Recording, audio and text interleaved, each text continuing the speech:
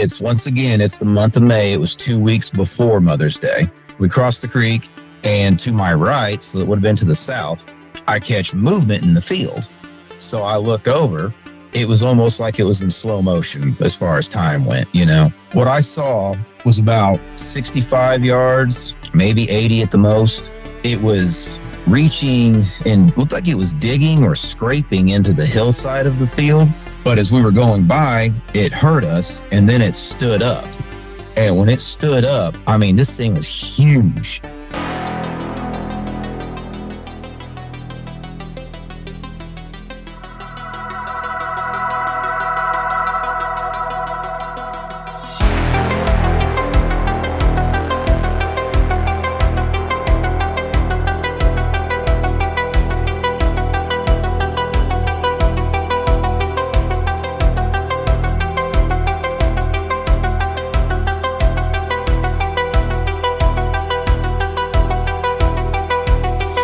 Well, let's jump right into it, man. You're from Indiana? No, I'm from Southern Illinois. Okay, Southern Illinois. I knew you were up there somewhere.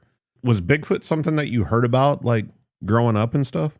Yeah, I mean, as a kid, not so much. It was more, teenage years and my 20s and stuff like that whenever I first started really getting into it, paying attention to it, and watching shows about it and things like that. Were you a believer right out the gate, or were you on the fence about it? I believed it was a real creature, but I honestly thought that they mainly were over in Washington and Oregon, like as far as being in the continental U.S. I didn't think they were down here or, Oklahoma, other places that they've been seen. That wasn't until I started listening to podcasts and watching live streams on different YouTube channels and things like that, and hearing people's stories. And then my dad actually, 10 years ago, he heard what he could only describe as what sounded like to him would be a Bigfoot roar out on our family farm. And he never saw anything, but he said it was about, getting to be about dusk, and there's a pack of coyotes yipping real loud in the field across from my cousin Jerry's house. And he was over there at Jerry's talking to him. And, birds chirping, insects making noise. So it was like summertime. I'm not sure what month, though. But all of a sudden, this thing just was like, roar, roar, like that. And just everything went dead silent. The hair on Dad's neck stood up, he said. And Jerry's kind of like, what was that? I mean, these are two guys that do not scare, period. And they were like freaked out, like, what the heck was that? Now, you said the family farm. How long had it been in the family? Like generations? Or we've had that thing, yeah, generations. We've had that since around the 1850s, 1860s. Oh, wow. Yeah, it's been in the family for quite a while. And was your dad and Jerry hearing that? Was that like the first thing that anybody really noticed? But yeah, for Dad, Jerry's passed away since then. And I wish that he was still alive, because all that man did was hunt in the woods and everything and just fish. That was what he did. So he was always in the woods. And I just wish he was alive still so that I could ask him if he'd ever heard something strange, saw something, anything like that, because I bet he did, but he was also the type to not talk about it either. Yeah. But yeah, with Dad, I mean, that was the first thing I remember him ever telling me. But my grandma, when she was still alive, she told me a story as a kid that I didn't really think much about. She told me about this story of her seeing what she called a honey bear. Whenever my dad was about 4 years old and my uncle was a newborn, she said they were sitting out in the front yard. So this would have been about 1962, roughly, maybe 1963. Okay. And she said this, that the dog started barking really loud and everything. And she looked, and across the road, in the field across the road there, coming out of the woods, was a honey bear, and it stood up. And when it stood up, because I guess it was on all fours to begin with, and then whenever it stood up, it started to walk, and it scared her so bad that she grabbed my dad and my uncle, and ran in the house, locked the doors, and hid in the closet until my grandpa got home from work that night. Oh, wow. Yeah. Now, what got me, is just like, I mean, that's just a scary story anyways, whenever you're probably about 10 years old getting told this. But I didn't really think much of it until I was listening to another podcast, and there was this guy on there talking about his experiences, and he used the term honey bear, and he was talking about Bigfoot. And then I've heard it used a few other times in reference to Bigfoot. So I could understand why she would take my dad and my uncle and go hide in the closet. You know what I mean? Because seeing something like that had to be terrifying. I mean, if it had just been like a regular bear, it seems like that would be kind of a dramatic reaction to seeing a bear. Exactly. And as far as I know, I mean, occasionally we'll have like some black bear like pass through the area, usually like on like a migration route. Like every once in a while you'll see on like the local news or something like that, they'll say something about a black bear sighting coming from like Missouri and then going through southern Illinois towards Indiana. But as far as like having bear in the state all the time, no, we don't have that as far as I know. I've never found any signs of them. Those older generations like that, that's something that I've encountered several times over the years, including with my own grandparents. Back then they didn't have a name for Bigfoot. You know what I mean?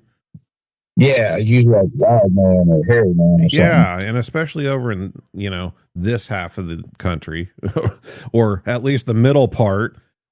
I mean, nobody knew no better. And my grandparents always called them boogers. And for years, my granny had no idea what I was talking about. She thought it was silly that I went out and looked for Bigfoot. She thought I was crazy. And then one day we got to talking and I just said the word booger. And she was like, booger? You mean Bigfoot's a booger? And I was like, well, it's a Bigfoot. I mean, some people call them that. And she was like, well, I know what those are. Those are the old hairy men that live up in the mountains. And, wow. And it just never dawned on her that we were talking about the same thing. But honey bear, I've heard people use the term honey bear, but I've always, resorted back to like small black bears or whatever. Yeah, I was thinking maybe she saw like a small brown bear or something, but whenever I started hearing that term getting used, and it was of the older generations usually that was using it, then I was like, oh, crap. I was like, Grandma saw a Sasquatch. So was that the only thing that your dad experienced on the property? Oh, no, he's experienced a lot, but he's never seen one. I'm the one who's seen it, and I've actually seen it twice. But he has been whistled at. He's heard many vocalizations, whoops. He's heard knocks. He's heard them mimicking things like trying to mimic an owl and even a train whistle, because there is a set of train tracks that cut through our farm on the one end and they go to a coal mine. And I mean, those tracks, like me and Brandon were talking about this, those tracks, if you follow them, they lead to the Shawnee National Forest. Like I'm only probably, as the crow flies, 20, 25 miles away from the Shawnee National Forest, if not a little bit closer. I'm not really sure. But I know it's not that far away to get there. And those tracks lead right there. And, some people have a theory that they use those as kind of like a, for lack of a better term, an interstate, Yeah. So it makes you wonder, that's for sure. But no, Dad, matter of fact, me and a gentleman named Joe Turry, we filmed a YouTube documentary interview for his channel that was about my sighting and everything. And whenever we were doing that, or getting ready to do that, it was like the week before. Me and my dad, it was about probably 9:15, 9:30 at night. And I just took him home and his lawnmower and everything on the trailer, got it all unloaded. And whenever I was getting ready to leave, he was like, hey, hang on a second. One of the boys forgot their soccer ball. So he went to go grab the soccer ball. And if I hadn't have caught it, I would have just missed it. But like I just caught the faintest whoop, and it was like just like a faint, just not like a not aggressive or anything. It was just like a whoop, and it was coming from where there's a pond at about. Oh, geez, I'm terrible with distance on that from where that pond is, but I'm gonna say between 400 and 600 yards from where we were standing to where the pond is, because like it was behind Dad's house and like over a field. Okay, over yonder is what we call that. Yeah, yeah, over yonder. And I was like, "Hey, Dad, did you hear?" He's like, "Yep, I hear that all the time." And he was telling me that like. A lot of times he will have like bonfires at night and just sit out there and relax and everything, but he'll do them late at night, usually around midnight or so. And he said that seems to attract him because that's whenever he'll wow, can't talk, sorry. He will hear a lot of whoops. He's even been whistled at, but he said it was like about a 5 to 10 second solid whistle, but it was like very shrill sounding. And, he was like, I could just, take my flashlight and flash it back there and see if I see something. He's like, I'm not sure I want to see it. And on top of that, he was like, if I just try to act like I pay it no attention, they keep doing it. So I was like, well, heck, I'm like, record that stuff, like turn your audio recorder on your phone or something. And which he's going to start doing. But yeah, it's pretty wild because like, let's see, in 2023 on Mother's Day, so month of May is a big month for whenever we start noticing the activity here in the last, well, I guess it'd be the last 3 years that I've been kind of checking into it and everything out there. I don't know if they just come back to the area then, or if that's just when they're coming out or what. But in Mother's Day of 2023, we went to the farm, my wife and my kids and I, because she wanted to go look for morels. And my dad said, well, behind where Jerry's place is, there's over in those woods over there. He was like, there's morels over there. He's like, I don't know if they're still out. He's like, you guys can go look. So we're like, okay. And we were just out there to do that. So when you get to Jerry's place, there's his yard, and then there's kind of a thick overgrown patch of just like really tall grass and everything. So we were wading through that, and we noticed some pretty big, like bedded down areas. But I was just thinking, more than likely that's just, like a deer or something. Yeah. And because I really wasn't thinking anything else. And then we got up a little bit further, and my son, he goes, hey, Dad. He goes, look at those tracks over there. And I was like, what are you talking about? And I looked because the field had been disked about maybe a week before that. And sure enough, there was a set of footprints cutting the corner of the field, like coming from the tall grass that we were in and heading over to the woods where the morels were at. So I was like, well, that's weird. We walk up on them, and I realized that these footprints I'm looking at are way bigger than mine. And I even took into account, like a lot of people I've told it to have been like, well, that could have been somebody out there in rubber boots.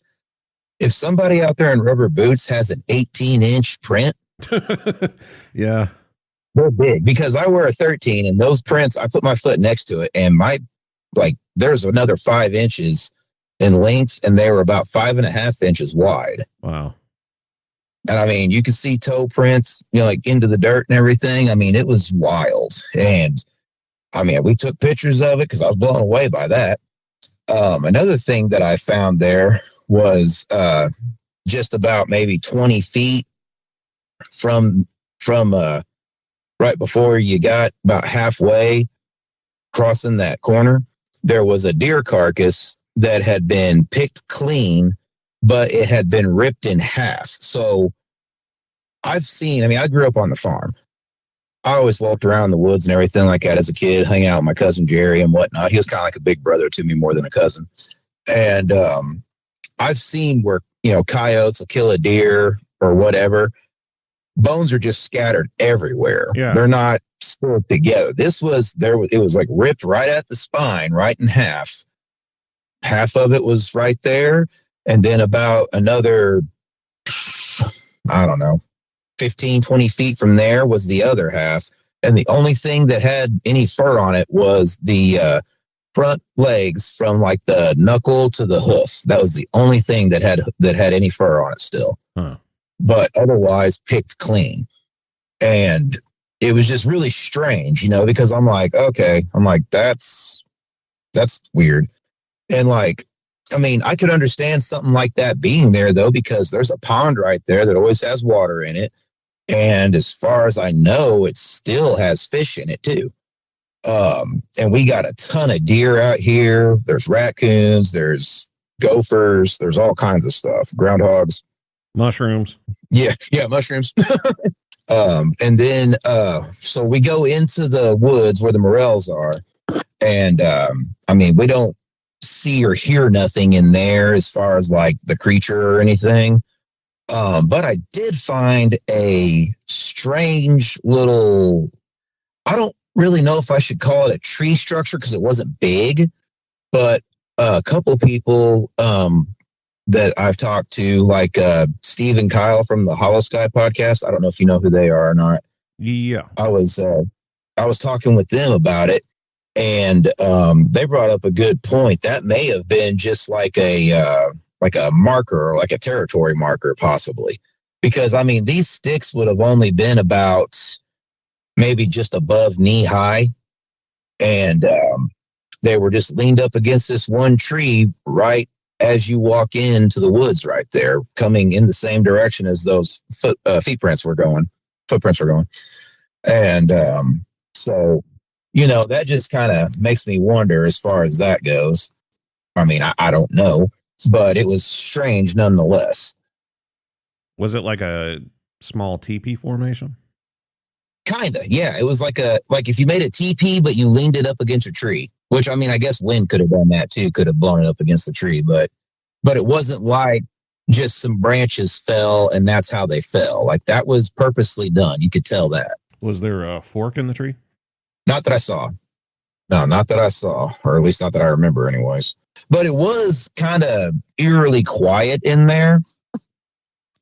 And we didn't really notice it until we got back to the car. And then, like, you know, we heard birds and insects and things. And it was just like, wow, that was kind of, you know, quiet back there. Like, that's strange. Not typical for the location. Yeah. And my dad has said several times over the years that he has heard it go quiet in that direction where those woods are, because, like, from his front yard, it's like a diagonal line to the left, and that's where that line of woods is. So, you know, he says it gets quiet over there a lot. Like, he always is outside piddling around doing whatever, you know. And so he knows more about that stuff than I do. How big of a area are we talking? How big is the property? The property is roughly 642 acres. And I would say a third of that is woods, and that's just what we own. There's woods surrounding the area for miles. And then this property where you found the tracks at is part of that parcel? Yeah, it's about almost smack dab in the middle. Just painting a picture for the listener. So it's not a trespasser. It you know, like, why would a person be there? Yeah, like, I thought at first maybe it was a trespasser, maybe it was like somebody that has property lined up with ours. But I mean, nobody has that big of a footprint. Yeah. And it was just like, okay, because like, whenever I saw that, then I thought about Dad's, you know, story that he had heard at that time. It was 8 years ago, but now it's 10 years ago, of hearing that roar. And I'm like, well, hell, that was right across the road over in that field, because that field, it kind of goes down a little bit, and then there's like this like overgrown gorge area And there's like a little creek running through to it that leads into Pond Creek, which is where I came up with the name for the Bigfoot there. I came up with the Pond Creek Monster I was like, well, it pays tribute to the creek where I'm pretty sure it came out of whenever I saw it in the field. So 2024 was my first sighting of the creature. And my dad had called me and asked me to bring my grandpa out to the farm to him. My grandpa was battling dementia at the time, and unfortunately, he's no longer with us. But I went and picked him up, and I had my 3-year-old son with me at the time. And so he was in the back seat, grandpa's in the front seat with me. And we're going out to the farm, and we're coming down the road that dad's house is on, and we cross the creek. And as we are going up, so like you've got the creek and you've got all like the woods and everything growing around the creek. And then you've got 2 big fields. So it's the month of May. It was 2 weeks before Mother's Day. And we cross the creek, and to my right, so it would have been to the south, I catch movement in the field.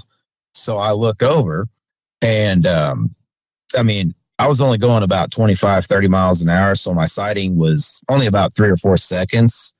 But seeing it was almost like it was in slow motion as far as time went, This thing, what I saw was about 65 yards, maybe 80 at the most, into the field.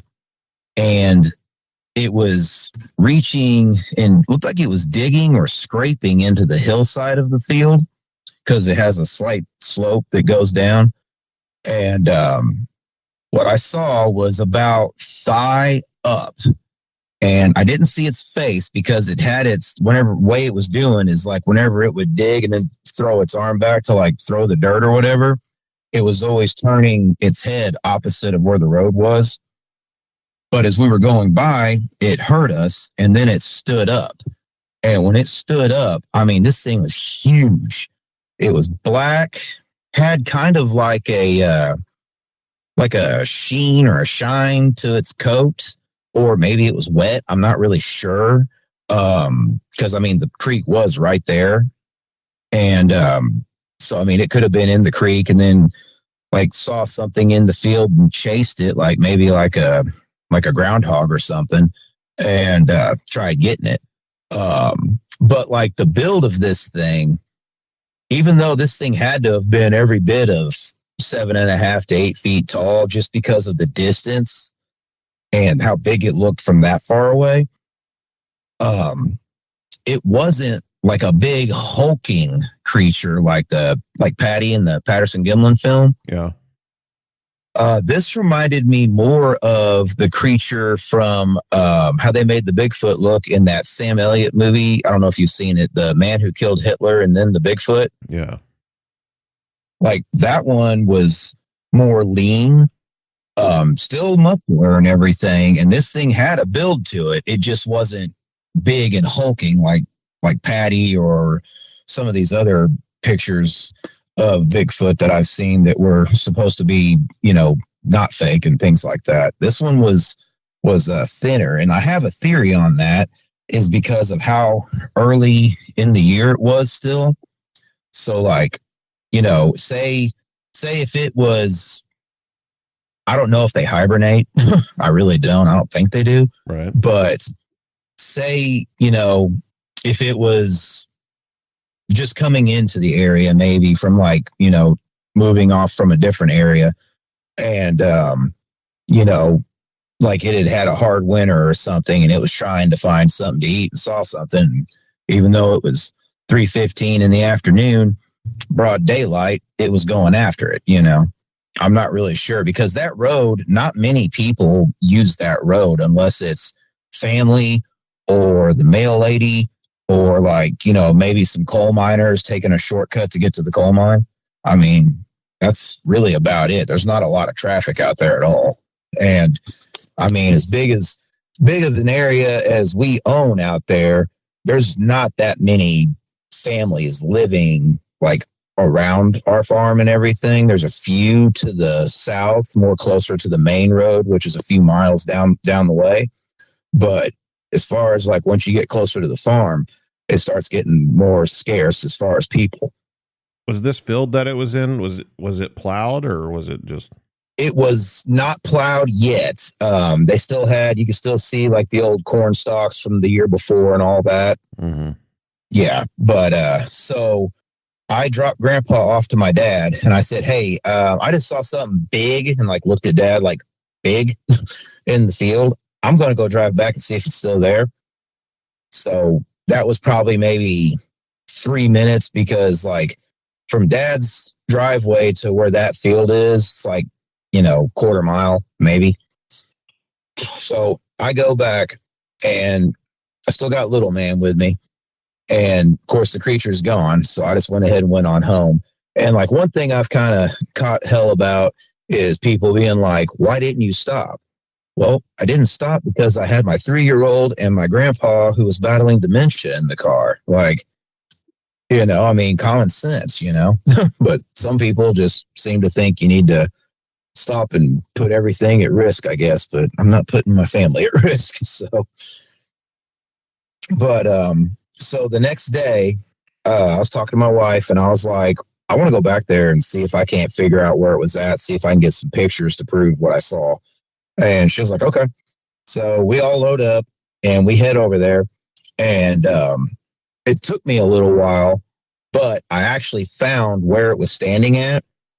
Now, it had rained the night before, because it rains all the time in May here. And so, like, being downhill and everything, the footprint was a little filled in, but you could still totally make out there's a footprint there. And that one measured about 16 inches. It was about, like, just under 16 inches. And I also found where it was scraping into the hill or digging. I couldn't really tell what it was after, though, because there was no like dead animal around or anything. So that's still a mystery. But my wife said that just me standing that far back in the field, she could barely see me. And then whenever I bent down to take close-up pictures of it, she couldn't see me at all. Huh. Now, keep in mind, when this thing was squatted down digging, I could see it from its thigh up. Yeah. I'm 5'10", so that's why I say this thing had to be every bit of 7.5 feet at least, maybe even 8. And so I'm sitting there and I'm like, okay, well, all right, found this. That's wild. Okay, where did it come from? So I'm looking around behind me, like towards the pond, not the pond, the creek, and I see like where it looked like something big had been kind of going through the brush into the, getting down to the creek and all that. Yeah. So I walk over that way and I come across this tree that has a broken branch, but it wasn't like it was just broken and just hanging there. It was twisted around several times. And to me, that says intention as well. Like, you can have a storm happen, tree branches break. It happens all the time, like that ice storm we had over the winter. Now everything out there, along the line of the creek and all that, everything's got broken limbs down there now. Trying to find something like that would be almost impossible now. But in 2024, it was very easy to find it because it was the only one. And like I said, it was twisted around several times. So that was pretty wild. Yeah. And then me not really knowing, at the time, not really having a good or bad feeling about it. I was just like, well, okay, I've got my proof now. It's proof enough for me. Yeah. I was like, I'm going to go back to the car now. And whenever I got back to the car, because that was kind of a hike to get to the car. And, Amber was like, I didn't even see you whenever you knelt down. She's like, I saw you barely. She said she saw me about, mid torso up. And then whenever I knelt down, I was gone. But I told her about it, told some other friends about it. I've got some other friends that have some YouTube shows.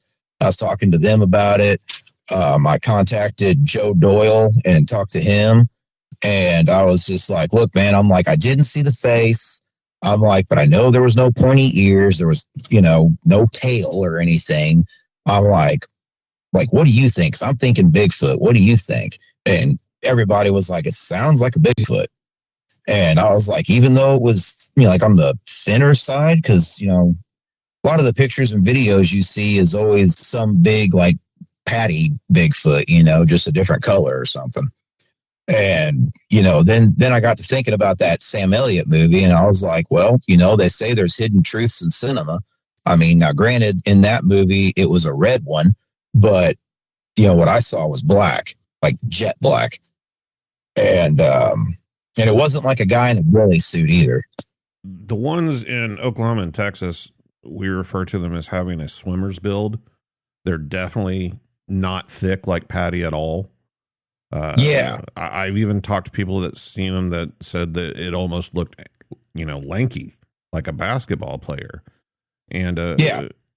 So that doesn't really surprise me at all. We can't really go by pictures and videos on the internet because most of them are done by people that don't know what Bigfoot actually looks like. And that was one of the things that I struggled with whenever I had my sighting was it didn't look like the pictures. It didn't look like what Bigfoot was supposed to look like, but it still matched the description, of other eyewitnesses. So yeah, I don't really worry about that too much. It had really long arms too, because like whenever it was throwing the dirt back, like take your arm and just hold it completely straight out to your side and then add another half an arm. I mean, it was long arms. Whenever it stood up, and I assume, did it like turn and look at you guys?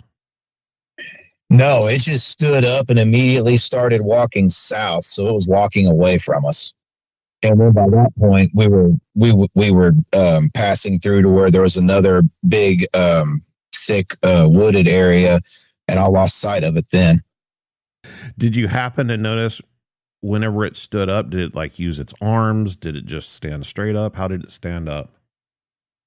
To me, it looked like it may have pushed off, like, because it looked like it had one arm down, like balancing itself on the ground while it was digging with the other. So like the left arm would have been down on the ground, like have his hand down or something maybe. Yeah. And then grabbing with the right and throwing back the dirt with the right. And then whenever he got up, it was just kind of like one fluid motion, and then he was heading south. The creek is to the south. Is there anything else to the south in that direction? There's more woods, more fields. But like if you go south far enough, you'll hit a 2-mile long patch of woods. And now that's not our property where that is, but that's where it leads to. Once you figured out that you had seen a Bigfoot, then what? What do you do with that? Well, I was over the moon. I was like, oh my God, like I saw one. Like, I can't believe this. Like, cause like once I got into it, I always said, man, I would love to see one. And, like maybe not, 5 feet away from me, but like just how I saw it driving by the first time, I was perfectly okay with that because I was like, holy crap, like there it is. I knew it was true. I believed in it. There it was. I saw it with my own eyes. I know it's real. Yeah. And whenever I got a hold of Joe, he's my buddy I mentioned earlier. He's the documentary filmmaker. He has all the investigative equipment and everything. And he was like, well, do you mind if, like, whenever we do your interview, if we do like an investigation too? And I'm like, yeah, sure. Like, who knows? Maybe we'll come across some more stuff. And we did. We found more footprints. And so we did that, and we got all that on film. We got what we believe to be another dig scrape site. And it looked like you couldn't really tell it with the camera, but like standing there looking at it, if you looked in, you could see where it looked like a big handprint was down in the dirt right there. And there was like some those old corn cobs like put around it in like a circle almost. Huh. So I don't know if maybe the corncob things were already like that, or if it did that, like maybe like it killed something or put something there and was like trying to hide it. I don't know. But we didn't find anything as far as something hidden, but we definitely found a big footprint. Not footprint, handprint.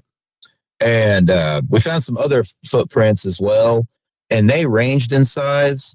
I did keep in mind, hey, I know that they were out, the farmers that farm our land, because we rent our land out to get farmed. I was like, I know that they had been over here because you could see little soybean seeds everywhere. And I was thinking to myself, well, okay, so any on the smaller end, I'm going to say could be them. But we found some that were 15 inches, 16 inches. The only time I ever found the 18 inches was in 2023 whenever they were cutting the field. So I don't know where that one is. But we found several. And we also saw, like, the farmers that were working, we saw their footprints too, but you could tell those were boots. Yeah. Like they weren't, bare feet or anything.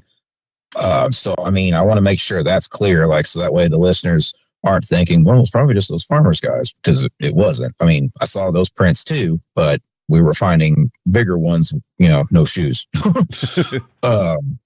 So yeah, that was pretty wild. So then, me and Joe stayed in touch. The YouTube video hit like 11 or 12,000 views really fast. And I didn't think, just it being what it was, about my roadside sighting, I didn't think it would get that much attention. And so then this year, we decided to film an actual documentary that's going to be on a bunch of different streaming platforms, and like do it right and everything. So I was sitting there. We filmed several different times for it. And sometimes, we would find stuff. Sometimes we wouldn't.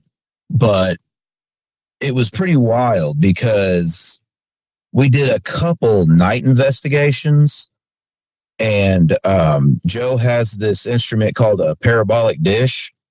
And man, like, I highly suggest any person just not wanting to get like deep in the woods, but just, to be out there at night and just kind of listen and see what you can hear, get one of those things. Because we were in the woods and Joe decided to do a knock, and he did a knock and then he did a whoop. And no sooner than he did the knock and the whoop, I heard a loud knock right after that, like almost instantly. I'd like to take a quick break to talk about something as elusive as Bigfoot, and that's the perfect gift. I'm one of those people that like to get people gifts that they aren't expecting or didn't even know existed. Sort of like a Sasquatch sighting in a pretty box, only not as hairy. The holidays are just around the corner, and Uncommon Goods is your ticket to stress-free shopping and gifts you just can't find anywhere else. Uncommon Goods even has items for that hard-to-shop for Bigfooter in your life. Things like solar device chargers, beeswax fire starters, or for the more intimate moments around the campfire, how about a backpacker saxophone? I didn't even know that was a thing. Uncommon Goods literally has something for everyone, whether they are out looking for cryptids, gardening at home, or watching their favorite football team lose to division rivals. And with every purchase you make at Uncommon Goods, they give back $1 to a nonprofit partner of your choice. So far, they've donated over $3 million to date. So shop early, have fun, and cross some names off your list today. To get 15% off your next gift, go to uncommongoods.com/Bigfoot. That's uncommongoods.com/Bigfoot for 15% off. Don't miss out on this limited time offer. Uncommon Goods, we're all out of the ordinary. And now let's get back to our episode. Yeah, back in my day, we called those bionic ears. They are a good way to get freaked out. Yep. Yeah, because I'm pretty sure I heard a pack of coyotes killing a deer, and that was pretty wild. Getting back to my dad, ever since, he talked with Joe and everything about things, and Joe kind of gave him some things to listen for and things like that, Dad's been noticing a lot more activity out there. He's had whoops, more whoops. Nothing ever sounded aggressive towards him, though. Just almost like a letting you know it was there kind of thing. Mm-hmm. And just like, whoop, hey, I'm over here, But whenever one of the times I was out there, and it was during the day, Joe had asked me to go and where we found those prints at to, take a better picture of them, because the one that I took on my phone wasn't very good. So I used a better camera, got a picture of it. But as I was out there, I decided what I was going to do was, like, I've heard this on different podcasts, just like of Native Americans telling encounters. And they always say to, whenever you go out, announce yourself, announce your intention, let them know, hey, I'm not here to hurt you, things like that, and you usually have a better outing doing that. Well, so far that's worked, because I said that I was at the field where I had my sighting, and I was looking around trying to find some different prints. I found the ones, took pictures of them, but by that time they were filling in and everything from the rain and whatnot. So it was getting a little harder to make them out. And I just don't want to send, a picture of dirt, basically. Right. So I was trying to find more, and I ventured about maybe 20 yards into the field.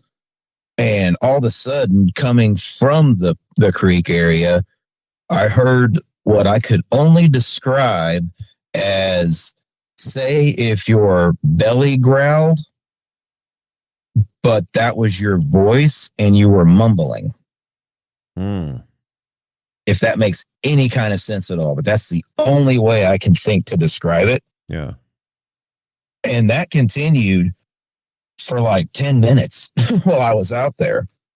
Never did get, since, I need to get out of here kind of feeling or nothing.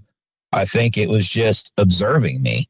I looked over at the creek area where I heard it coming from, and I couldn't find it, but it was also pretty grown up and everything. And, those tree branches were broke down from the ice storm. So that's more perfect camouflage for it to hide behind. Yeah. Just the one voice? Yeah, it was just one that I could make out. I don't think there was two. There may have been two, but, I've also heard that, like, if there's a family pack of them or something like that, which I believe there could be because of the fact of the different sizes and prints I've found. So I don't know if maybe that was just a sentinel, like standing guard, so to say. Yeah. But I mean, I'm going to sound stupid when I say this, but I don't care. I sound stupid a lot. I don't go out there packing. Like, I don't have a knife. I don't have a gun, nothing like that, because my intention is not to harm them. So I don't want to give them the wrong idea, because that could go south for me real quick. Yeah. And so far it's been good.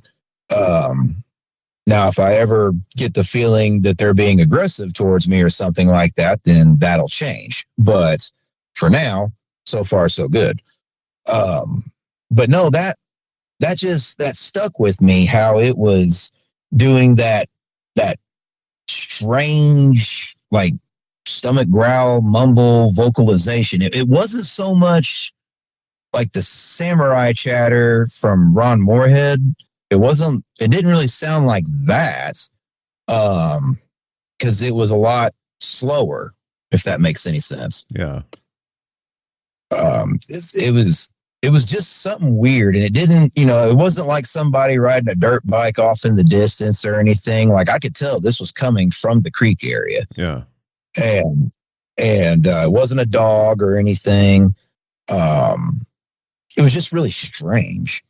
So I told Joe about it, and he brought all of his equipment for our, let's see, whenever we were filming the documentary for the streaming services.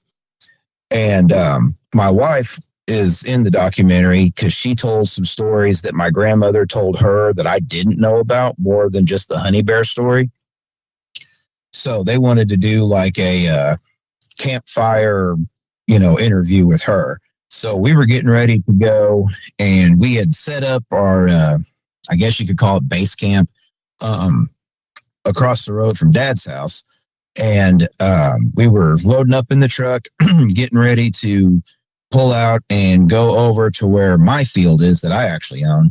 And there's a small like driveway that the coal mine had built because they tried to dig a well back there on my property and they didn't hit water. So they just left that for us. And so we went back there. Dad had a bonfire area set up there, and we were going to film over there. Well, me and the cameraman, I'm not going to say his name just because I don't have permission from him to, so I don't know if that'd cause any issues. But we'll call him Ross. And me and him were sitting on the tailgate of the truck as they were backing out. And as they were backing out, you could see straight down the hill. And just before you got to the bridge, there was this really big figure standing in the road looking at us. And keep in mind, I said that, from where that field is to Dad's house is about a quarter mile. But we were on the top of the hill looking down. And at first I'm like, what? That's not a person. And Ross was saying the same thing. He goes, no, that doesn't look like a person. He's like, I don't know what that is. And I'm sitting there and I'm like, I think I know what that is. I'm thinking it was like, because the build of it and everything, it was black. The build of it was the same. I'm like, I think that's what I saw. And I had him right there, saying, yes, I see what you're seeing. And so it was like, validating to me. You think it's the same one? Well, I think if it's not the same one, it's got to be its brother or something, because the build was still that, kind of like you said, swimmer's body, lankiness to it, like a basketball player, but really tall. And I mean, it wasn't like it was just a big tar mark in the middle of the road or anything either. Cause like on country roads and stuff, how like every once in a while in the middle, you'll get that big black streak. It wasn't anything like that. I mean, there was some of that in the road, but this was something standing in the road watching us. But like it was standing there and it kind of was like leaning a little bit to, I'm going to say its left. Yeah, it was its left that it was leaning towards. Almost like it was watching to see, okay, are they pulling away or are they coming back down here? That was kind of like the vibe I got from it. Was like it was curious. Yeah. And then so like we're sitting there pulling away. We get over to the where the fire is going to be at. I tell Joe and Jason, I go, guys, I just saw it. And they're like, why didn't you say something whenever we were there? I'm like, because I was talking to Ross and I wasn't for sure. And I was like, but he confirmed what I saw. And they were just like, let's go back. So, we go back and get to the top of the hill. It's gone. But, but it's like, that's twice I've seen it. And then what was really weird and another reason why I think that we have more than one is because, so we get there and we get the fire going and everything. My wife shows up. Dad brings her down and we get her all set up to do her interview. Well, Joe's messing with the camera, getting it all focused in and everything. Jason's working the lighting because this night there was no moon, and it was pretty creepy once it got to be dark and there was no moon out. But he was doing that, and Ross, the cameraman, he was doing like just walking around, like just kind of filming around the area, trying to get any good shots that could be used as like B-roll. Right. And Amber's sitting in the chair. I'm sitting there behind or in front of her, but behind the camera. and I'm just kind of moving my arm around with the parabolic dish trying to listen for anything. And I could hear something walking, but it sounded like it was still pretty far away. And so then, she starts talking, and I kind of quit listening on the parabolic. And all of a sudden, a stick hits her in the leg. And like, it really like shook her for a second, because she was just like, did one of you guys throw that? And we're like, huh? What are you talking about? She was like, a stick just hit me in the leg. And like, she picked the stick up, and it was just like a twig, it wasn't nothing big or anything. Yeah. But there was this great big brush pile behind me and Joe. And the way it looked and everything, the way she described it, it had to have come from like behind that over and landed like right at her ankle. And how far away was that? Well, from behind the brush pile to her was probably no more than 30 feet. Wow. Because like I was right by the brush pile, and I was about 15 feet away from her, and it was about a 15-foot long brush pile deal. Just where Dad had been cleaning up from whenever all the tree break branches and everything from the ice storm that had happened. But that was pretty wild. And so then I got the parabolic going again. I'm listening around, and you could hear something moving, and it was moving away from us then. Because we all just kind of started flashing lights around, looking to see if we could find anything. And it was weird, because like where it was headed to was that smaller creek that leads down into Pond Creek. Because there's this like little creek, like, I mean, it's not very big at all. But the Pond Creek, it's a really good sized creek. It's just strange that happened. So we do her interview, and she goes on back to the house, and Jason had this, I think it's called an Aztec death whistle or something like that. Yeah. And if you've never heard one of those things, if I heard that noise in the woods, yeah. They're creepy. Scared the hell out of me. I was like, whoa. But we were over in the field where that pond was, where me and my dad had heard a whoop come from before, and where he's heard where he's heard vocalizations come from several times. And Jason decided to blow it. So he blew it once. We waited. I didn't hear anything. He blew it again. And when he blew it again, instantly in response, I heard a tree break. It wasn't a knock. This sounded like you heard a branch get snapped. And that was pretty wild. And I told them that. And so, we did a little more investigating, got a little bit more on the audio, and then we ended up calling it a night. So now we're going to go to October 17th of this year. We were going to do a live stream on his YouTube channel and do a night investigation. And for whatever reason, we were having all kinds of equipment issues. Like Joe's phone said he was live on YouTube, but we were not live on YouTube. And even their GPS getting to the farm for where they were camping at, because they were camping in Dixon Springs, and it's a little bit of a drive to get to the farm from there.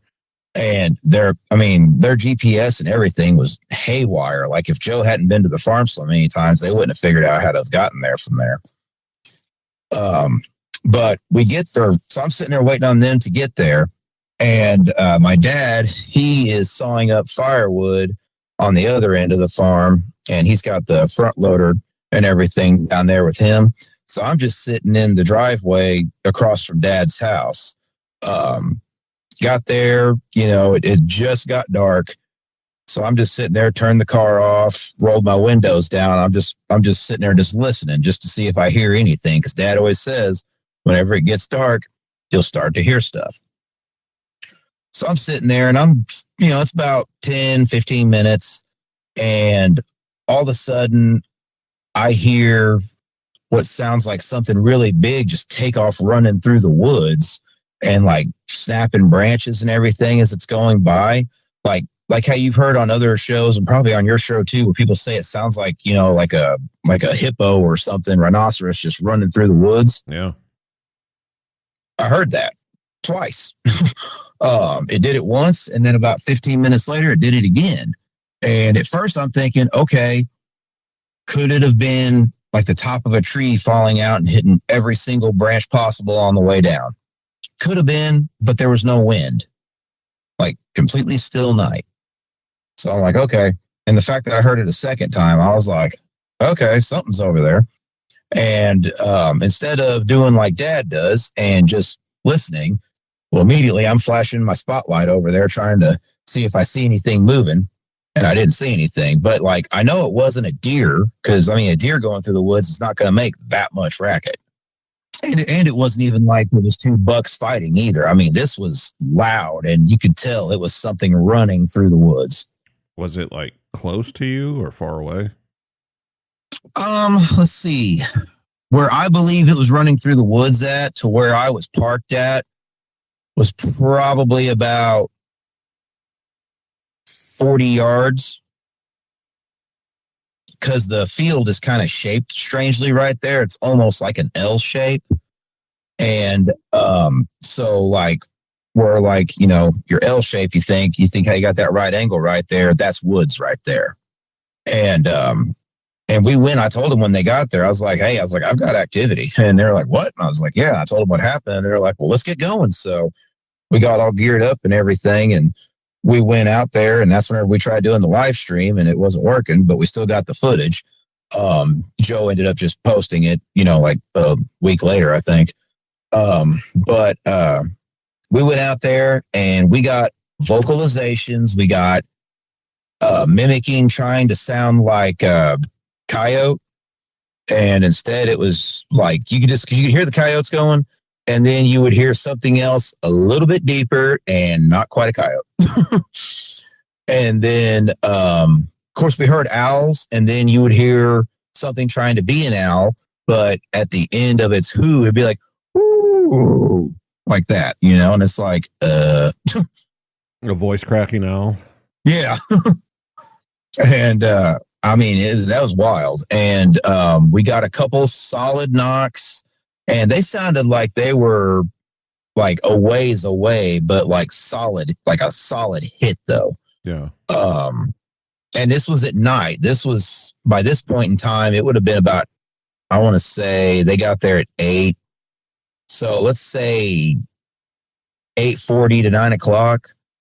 And I mean, the only other person out there would have been my cousin Tyler, but I think he was at work because he's a supervisor at the factory he works at, and he works strange hours. But it was pretty mind blowing because like that parabolic dish was really picking up on stuff. And Jason, I didn't hear it because I was facing the opposite direction, but he heard what sounded like something trying to sound like a person saying, "Hey." That's creepy. Yeah, because he said it was like weird. It was just like, "Hey," you know, like that. And I mean, but he heard it with his ears. And like I said, I was facing the other way with the parabolic dish pointed, trying to see if I could pick up anything coming from over by the pond or anything like that. We got 3 ponds that still have water and fish in them. We used to have 5, but whenever the coal mine came through with the long wall, 2 of them emptied out. Yeah, that was a bummer. But I mean, it was just a very, very eventful night. And I mean, there's a strange history to the land too. Like the field that I saw it in, there used to be an Indian settlement there, you know, way back. And in the field next to where my dad's house is, I'm not exactly sure where in the field, but there used to be a fort there. It was called Fort Jordan. And I did a little research on it, and the way it was described in what I read was that it was one of the first forts built in America's expansion west of the Ohio River. Oh, wow. Yeah. And I mean, and there's a town that's named that you can put two and two together, and it's talking about being west of the fort. Yeah. I don't really want to say the name just because I don't want people like showing up out there, because that wouldn't be good. But it's pretty wild. Like, there's a lot of nods to the fort out there. You can find signs for it and everything. But so like, I know that like they obviously clashed with the Native Americans. There's the university in Carbondale, Illinois. It's called Southern Illinois University. They've been out to the farm on two different occasions. Once, I want to say, was in like the 70s or 80s, and did an excavation out there where the fort was. Found all kinds of artifacts, and on top of that, like, arrowheads too and things. I was going to ask if you find anything when you plow the fields. Oh man, whenever I was a kid, we used to go like after a big rain would come through, because the coal mine, whenever they were building the railroad, they had to redirect part of Pond Creek, and it was right there on our property that they had to redirect it. So now it's constantly full. But back when I was a kid, sometimes it wouldn't have any water in it, or very little, And I mean, you would find arrowheads all the time, or even just pieces of flint. My cousin even found what looked like could have been a Native American axe head. Oh, wow. Yeah, I mean, we've found some stuff throughout the years. And one of my dad's best friends, he's passed on since then, but he used to have the biggest collection of arrowheads I ever seen in my life. So, I mean, I know that, like some people say, like Native Americans and everything, talk about Sasquatch in their history and things like that, and even like dealings with them and things. I'm not saying they were there then, but if they've been in the area since at least the 60s, then I'm open to thinking they could have been there for God knows how long, Yeah, it's definitely an interesting potential connection. Things like that seem to happen a lot. It's one of the questions that I often ask, if there's any native history, wherever the Bigfoot activity is. And a large part of the time, the answer is yes. And this is another situation like that. Yeah. I'm kind of curious. You've mentioned a couple times, that the activity seems to pick up around May. Mm-hmm. What happens in the area? Is that whenever the farmers come in and start working the land, or is there some significance to that maybe? Usually around May, they come in, they start getting the fields ready to plant and everything. And I mean, we get a lot of rain, like pretty much the whole month of April and May. It rains more than it doesn't. What kind of crops are being planted? Usually it's always soybeans and corn. They'll flip flop each year, what field has what, but more times than not, it's that. And they also do winter wheat as well. But like I said, there's all kinds of wildlife out there for those things to chomp on if they want to. I mean, there's tons of deer. There's foxes out there. Like I said, there's raccoons, groundhogs, all kinds of things. Oh, for sure. I mean, if actively worked land like that is going to draw all the little prey animals, which draws all the predator animals. And you've mentioned several ponds and several, creeks and freshwater sources. I mean, it sounds like an ideal location. And then you've got the railroad access. So there's a clear travel route. I mean, it just sounds ideal. Has your dad noticed any like slapping on the walls or anything like that? He said that like there is I think it's a hickory nut tree that's right by one of the pole barns out there. Mm-hmm. And you'll hear like those fall off the tree and hit the roof. And those are pretty loud. Like they'll startle you. But he swore that he's heard what sounded like something just slapped the hell out of the side of the pole barn, like opposite of like where he was at. And him and his buddy, they were sitting out one night and they heard something. He's like, it wasn't whooping or anything like that. He's like, this was different sounding. He said it sounded more authoritative, I guess would be the word to use. Whenever it did its growl roar thing, it almost reminded him of what he heard 10 years ago, he said. But he said it sounded like it was just on the other side of that pole barn. And it was like either right before or right after it smacked the side. Is the pole barn open? It's got a sliding big door on the front of it. So like if Dad's out there working, he'll have the big sliding door open. Otherwise he keeps it all locked up. And that's just got like farm equipment and stuff in it. That's about it. Any animals on the property? There's my dad's got 2 dogs. He's got a great big like Saint Bernard, and then this little black dog. I'm not really sure what it is. It's kind of a mix of a few different things. Does he keep dog food outside? No, the dog food, they stay inside. They just come outside to go to the bathroom. But he did say that several times the little black dog will wake him up, like it needs to go outside, but like it's like really antsy to do it. So like he'll let it out and it immediately will go out the front door, cut to the left and go around the house and like just make a beeline for like back over in that area. Dad said that that's one of the areas that he's heard vocalizations come from before. So he doesn't know if maybe they're getting close to the house and the dog sensed it and was like wanting to go run it off or whatever or what. But I mean, as little as that one is, I mean, the St. Bernard takes off too, but Yuki, that's the little one. It's the one that's leading the charge. I mean, that's usually the case with dogs like that.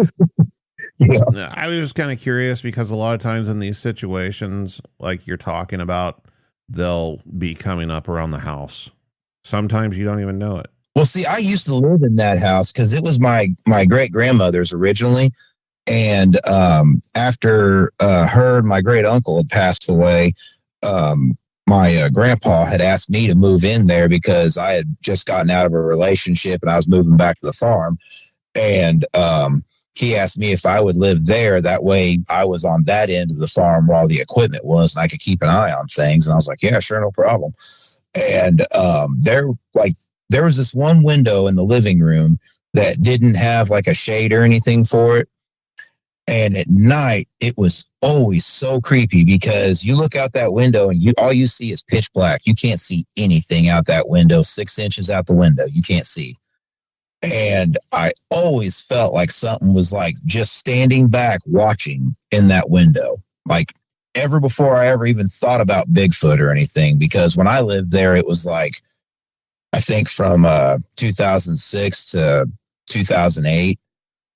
And I just always had this feeling though. And like I used to work midnight shift and like going to leave to go walk to my car, you just felt like something was there watching you. It didn't give you a good feel. The creepiest walk ever, man. I just talked to somebody else about that a woman that has to leave for work early in the mornings, and she said it's always dark whenever she has to walk out and walk to her car. I hate that walk. Yeah, it's not fun. Any weird stuff like orbs or anything like that? Actually, yeah. We've seen some red orbs, and we've seen a lot of, I'm going to call them UFOs because there were lights in the sky that were there, and then they're gone. And wasn't like, didn't do like the flashing lights or anything like an airplane or a helicopter would or anything. Since that YouTube video came out, my dad's noticed what seems to be more drone activity out there. But that could be because there was also a pipeline that got dug and placed and everything. So it could just be like them like monitoring the pipeline area. Yeah, they use them for surveying and all sorts of things now. Yeah, but I know Dad doesn't like them being out there. I bet. Is the UFO stuff, is that something that's kind of normal for the area? I mean, yeah, because my dad's told me some stories that took place in the 70s. And I mean, I remember Grandma telling me stories that, was basically 60s to before they moved into town, because where they lived at was a high risk area for subsidence. So they had to move. So they ended up moving into town that we live in now. And so my cousin, since then, the ground settled and everything. The house didn't get messed up too bad. And we was able to fix it. So my cousin lives there now, Tyler, the one I mentioned earlier. But no, I mean, there's like, whenever I used to live out there, I would, have bonfires at night. And I mean, sometimes friends would come, sometimes it'd just be me. And on the nights it'd just be me, I'd just lay on the hood of my car and just look up at the stars. And I mean, because out there, like, there's no light pollution. You can see everything in the sky. Yeah. And you would catch stuff, you would catch stuff moving one way, stop, and then go another direction. And it's like, what? Yeah. You think there's any connection to this stuff, like the orbs and the Bigfoot? Man, there very well could be. There very well could be. Do I personally think Bigfoot is an alien? No. But I'm open to the idea because we really don't know what it is. My thought process on it is a little different than most people. Most people are either it's strictly flesh and blood or it's something of the woo. And I think that there's varying degrees. This is just my personal opinion. I think you have some that very well may just be flesh and blood.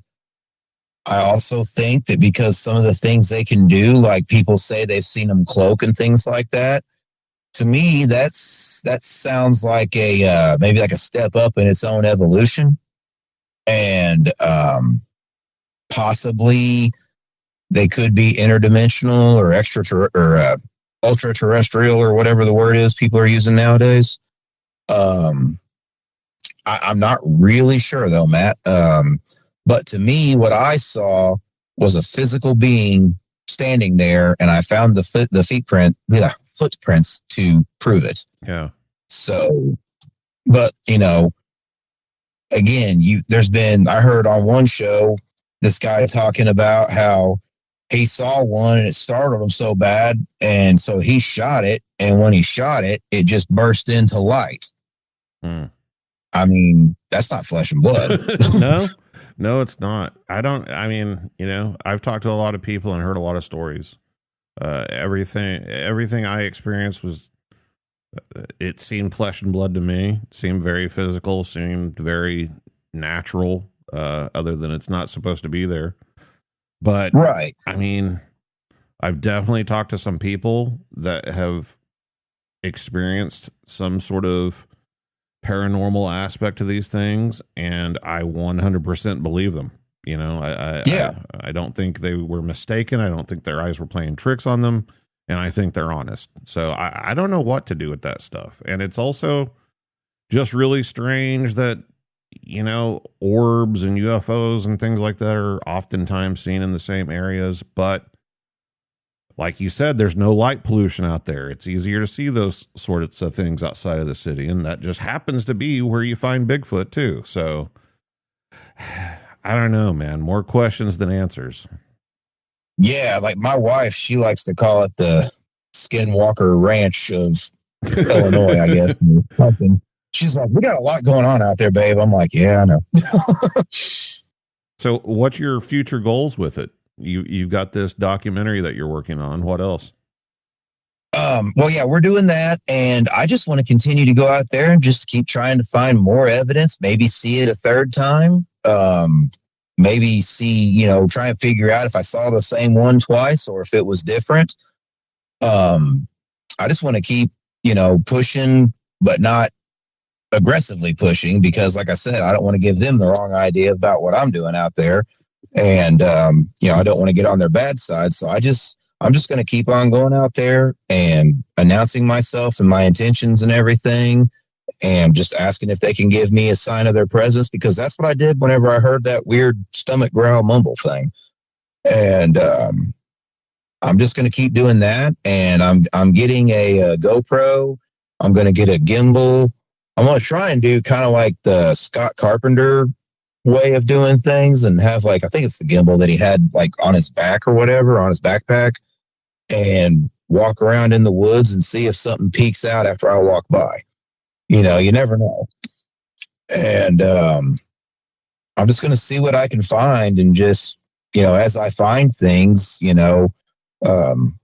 let people know. And if people want to hear more about it, I'll be glad to tell it or share any evidence I have, and, just go from there. I mean, I'm not trying to be famous from it. I'm just trying to get answers.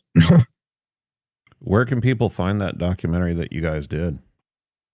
The one that's on YouTube, it's on Joe's YouTube channel. It's Red Room Legends and Lore.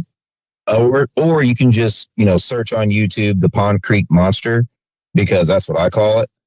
And reason I call it that is because Murfreesboro, Illinois is not very far from me. And the Big Muddy Monster is the famous Bigfoot sighting in the 70s from over there. Right. So I was like, well, we'll just keep the whole monster thing going, and I'm going to call this the Pond Creek Monster. But if you just go on YouTube and search Pond Creek Monster, it pops up first, and usually the Boggy Creek Monster pops up second. But it's just me and Joe standing in the field that I had my sighting at, talking and walking around the field, and doing a little bit of an investigation right there and everything. And it's just about an hour long. And I want people to keep in mind that me and Joe have been friends for years. So people that don't know that, when they watch the video, they think he interrupts me a lot. And it's not so much that. He's just excited to be there, asking questions, things like that, and which it didn't bother me at all. But I read the comments on the video and stuff, and some people are like, let the man talk. And I'm just like, but no, I mean, we're just two buddies out there just talking about what I saw.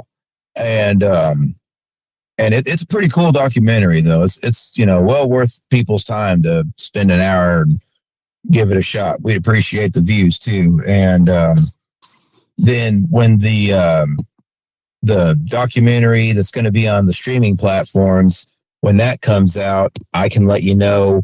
I believe the name we're going with is going to be Pond Creek Bigfoot and Other High Strangeness, because we're incorporating everything that's been going on out there, like the UFO sightings and other weird things we've heard out there. Oh, cool. Yeah, like we may not just have Bigfoot out there. We're not really sure. Well, Bryce, thanks for joining me and sharing your story and your adventure so far. And whenever you finish up that other documentary, maybe you can come back on and bring your buddy with you. Yeah, I'd love to. Yeah, we'd love to. I appreciate you having me on. Yeah, for sure. If you've had your own encounter with Bigfoot or something else you can't explain, and you'd like to share that story on Bigfoot Crossroads, email me at bigfootcrossroads@gmail.com. Check out the website, bigfootcrossroads.com. You can find links to social media, past episodes, merchandise, everything you need all in one place. And until next time, remember, there's something in the woods.